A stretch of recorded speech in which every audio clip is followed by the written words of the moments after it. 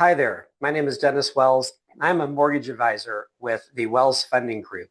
And each week, I break down the housing market so that you can make smarter decisions, whether you're buying, selling, or investing.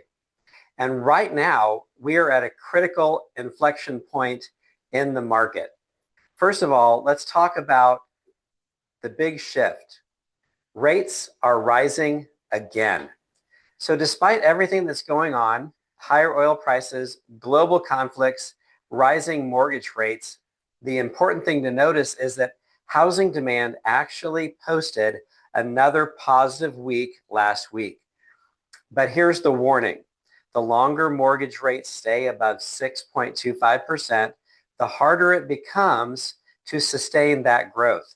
And historically, when rates get above 6.64%, buyer demand starts weakening. When we get to 7% and above, housing activity really starts to slow down. So demand is holding, but that pressure is building. Now, if you would like to cut to the chase, there will be a link in the comments here where you can download or go to my weekly market update landing page, where we're going to have the transcript from this video as well as some helpful links about what is going on in the market in Crown Point, Indiana, as well as in Lakewood Ranch, Florida. So demand for houses is holding, but the pressure is building, which really means this week is huge. It is a very big deal what goes on. And so we really need to pay attention to the conflict in Iran that began in March here. And because if it continues really beyond late March, we need to start preparing for a higher rates for longer environment. And that changes everything. That changes buyer affordability, sellers' expectation, the trends for home prices, even Fed policy. This is no longer a short-term spike the longer this conflict continues to go on. Literally, this has the potential to reshape the rest of 2026. So let's break it down a little bit and talk about the different segments of the housing market and how those are playing out and being affected by what's going on in Iran. All right, so housing demand. It is still holding steady for right now. When we look at the data, we see that pending home sales for the week in 2026 were 71,230. For 2025, it was 68,726. So that's year over year growth. And we've had 5 straight weeks of positive data, which is good news. But the situation is that pending sales take 30 to 60 days to show up in the closed data. So what we're seeing right now reflects lower rate conditions from earlier weeks. If rates continue to stay a little bit elevated where they are, this data will likely soften over time. So it's important also to look at what's going on with mortgage applications, because these will give us an early indication of what's going on. Mortgage applications are kind of that canary in the coal mine that is letting you know that there's a problem before it shows up in other reports. So mortgage applications give us that forward-looking view.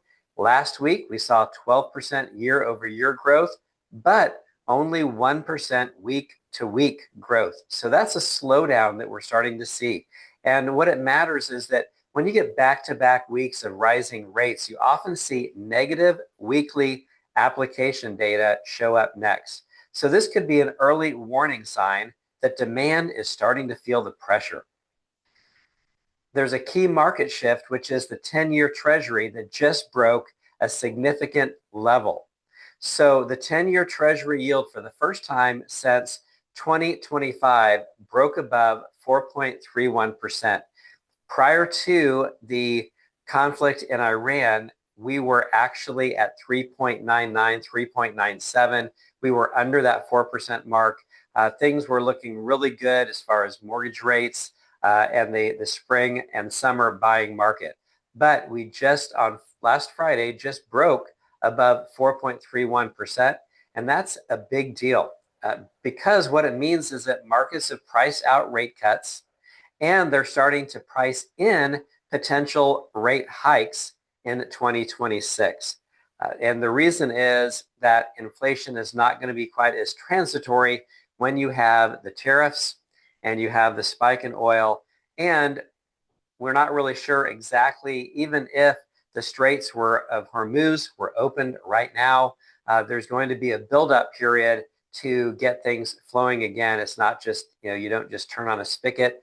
There's a lot of things going on there. So we've gone from talking about rate cuts to the possibility of rate hikes again.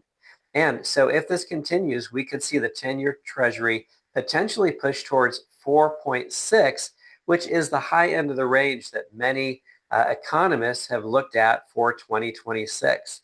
There is some positive news. You do have that Lone Ranger who comes riding in on the white horse, and that is the mortgage spreads.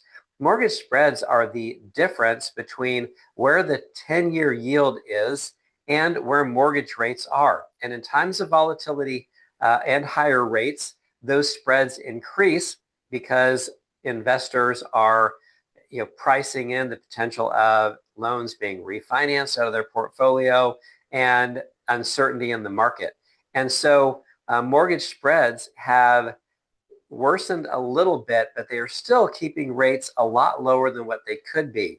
So if the mortgage spread, which is historically 1.8 to 1.9, if the spreads were at their worst levels of 2023, rates would currently be 7.67%.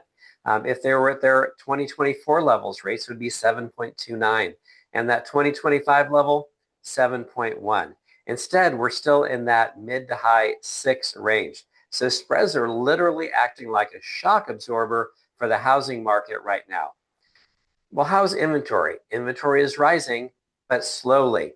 What we see is inventory rose last week from 697,000 houses to 705,000, but the growth rate has slowed dramatically.